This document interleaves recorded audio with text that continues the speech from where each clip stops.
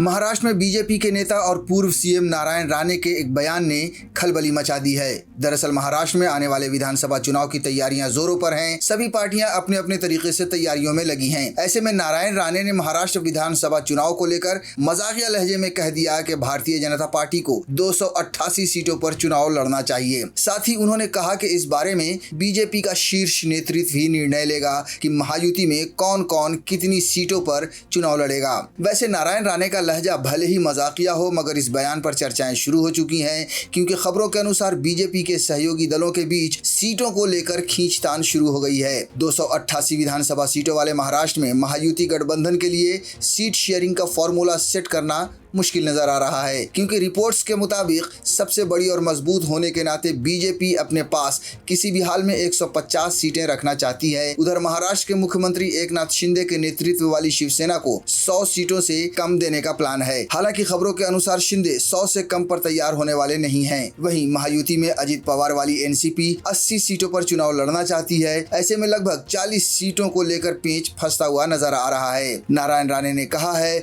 कि जैसे जैसे चुनाव नजदीक आएंगे, देखिए क्या होता है। धीरे धीरे सीटें कम हो जाएंगी, एडजस्टमेंट भी हो सकता है। चुनाव नजदीक आने दीजिए। युति करना है कि नहीं, इस बाबत हमारे वरिष्ठ नेता ही निर्णय लेंगे। आपको बताते चलें कि सीटों के बंटवारे में फंसे पेच के कारण राज ठाकरे की पार्टी महाराष्ट्र नवनिर्माण सेना अकेले चुनाव लड़ने की घोषणा कर चुकी है। लोकसभा चुनाव में बिना शर्त एनडीए का समर्थन करने वाले राज ठाकरे 3 से 4 महीने में ही एनडीए से अलग हो गए और सभी सीटों पर चुनाव लड़ने की तैयारियां शुरू कर दी हैं।